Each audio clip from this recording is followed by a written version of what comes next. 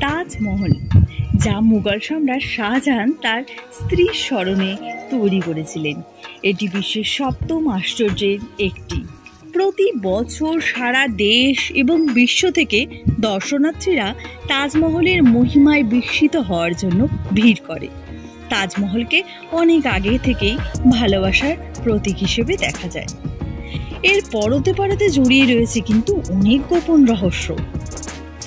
মুঘল সম্রাট শাহজাহানের নির্দেশে তাজমহলটি শেষ হতে 17 বছর সময় লেগেছিল। এটি তার প্রিয় বেগম মমতাজের জন্য তিনি তৈরি করেছিলেন। সন্তান প্রসবের সময় মারা যান মমতাজ।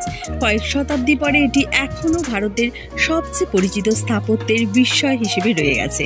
কিন্তু তাজমহল সম্পর্কে বেশ কিছু তথ্য রয়েছে যা খুব কম লোকই জানেন। আসুন আমরা জেনে নিই সেই তাজমহলের অতীত এবং তাজমহলের ইতিহাস। তাজমহল খুবই সুন্দর একটি প্রতিসম স্মৃতিস্তম্ভ হিসেবে আমাদের সামনে প্রতিভাত হয়। তাজমহল মিনার দ্বারা ঘেরা।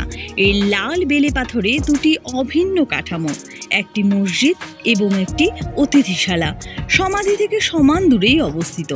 খিলান থেকে শুরু করে সম্মুখ ভাগ এবং মার্বেলের উপরে ক্যালিগ্রাফি সব কিছুই প্রতিসম। তবে তাজমহলে এমন একটি জায়গা আছে যা বেমানান, আর তা হলো শাহজাহানের সমাধি। স্থানীয় কিংবদন্তি আছে যে সম্রাট নিজের জন্য একটি কালো তাজমহল তৈরি করতে চেয়েছিলেন, কিন্তু তার সময় ফুরিয়ে গিয়েছিল।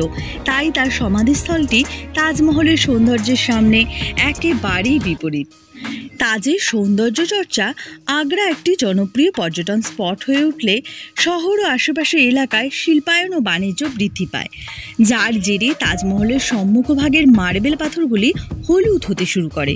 অবশেষে ভারতের সুপ্রিম কোর্ট রায় দেয় যে তাজ ট্র্যাপিজিয়াম জোনের অন্তর্গত শিল্পগুলি, যা 10,400 বর্গ কিলোমিটার পর্যন্ত বিস্তৃত, অবশ্যই প্রাকৃতিক গ্যাসের আওতায় আনতে হবে বা ওই জায়গা থেকে সরিয়ে নিয়ে যেতে হবে। একজন ভারতীয় নারীর মতোই তাজের সৌন্দর্য চর্চা করা হয়। ফুলারস আর্থ বা মুলতানি মাটি হলো এক ধরনের ক্লিনজিং ম্যাট প্যাক। সেটি তাজের উপর ভালো করে লেপে দেওয়া হয়।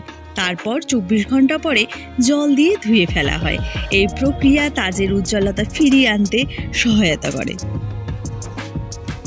পুরো পৃথিবী জুড়ে তাজমহল ভালোবাসার একটি অপরূপ নিদর্শন হিসেবে চিহ্নিত।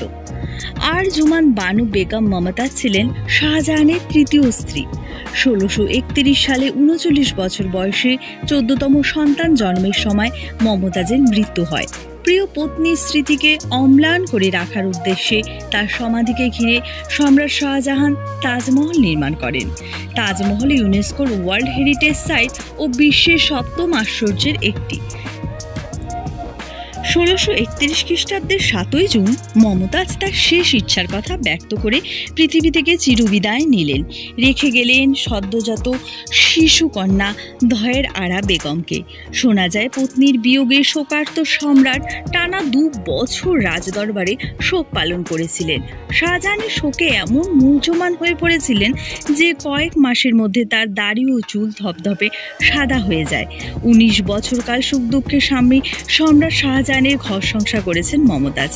তাজমহলের প্রধান নকশাকার ছিলেন ওস্তাদ আহমেদ লাহোরী, আব্দুল করিম মামুর খান এবং মাকরামাত খান, যারা সে সময় সবচেয়ে নিখুঁত পারদর্শী উচ্চ পর্যায়ের প্রকৌশলী ও নকশাকার ছিলেন।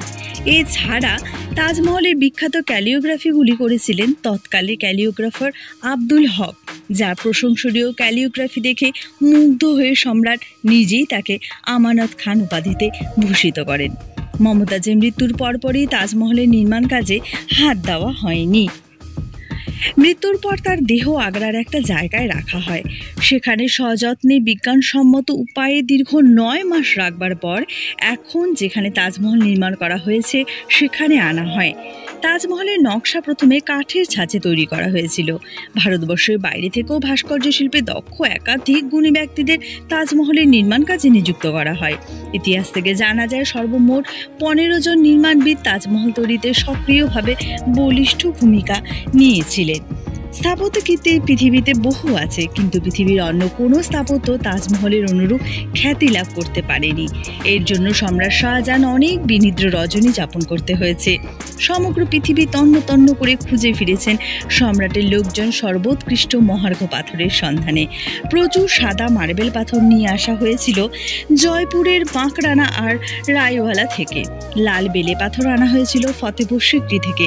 এছাড়া বাগদাদ, ইয়ামেন, গ্রান্ড তিব্বত, সিংহল, কানাডা, দক্ষিণ ভারত, মিশরের নীলনদ, গঙ্গা, গোয়ালিয়র, পারস্য, কুমায়ুন, মহারাষ্ট্র, জেহেঙ্গিরি, বিন্ধ্যাচল প্রদেশ, জব্বলপুর, রাজস্থান, বাংলার সন্দ্বীপ, মহেশখালী দিক তার দৃষ্টিকোণ থেকে কিছুই বাদ পড়েনি।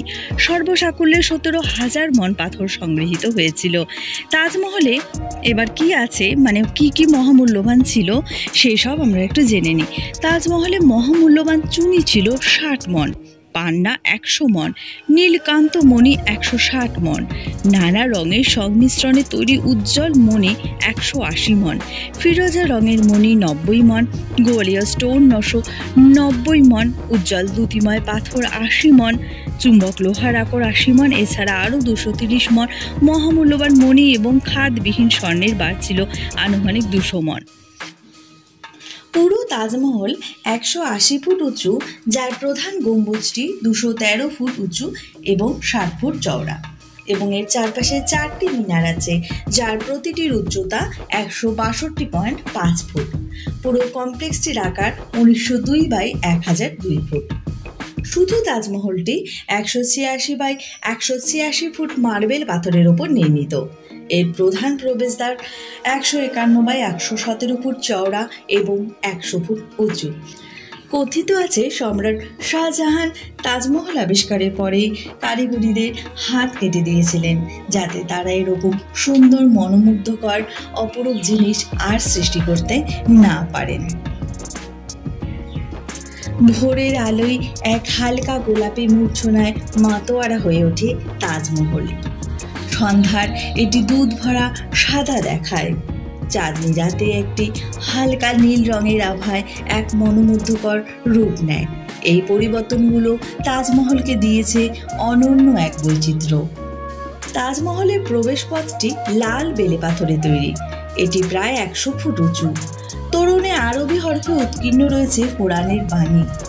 187 ফুট উঁচু মূল মিনারটি রয়েছে 60 ফুট ব্যাসের জায়গা জুড়ে। মূল মিনারের চারপাশে রয়েছে ছোট ছোট মিনার, এগুলোর উচ্চতা 108 ফুট। তাজমহল নির্মাণ শৈলীতে আর একটি রহস্যময় দিক হলো, যখন আপনি তার দিকে এগোবেন মনে হবে সেটি আকারে ছোট হয়ে আসছে, আর যখন দূরে সরে আসবেন মনে হবে বড় হচ্ছে। তবে গাইডরা বলেন এতে তাজমহলকে নিজের মনে করার অনুভূতি জাগে।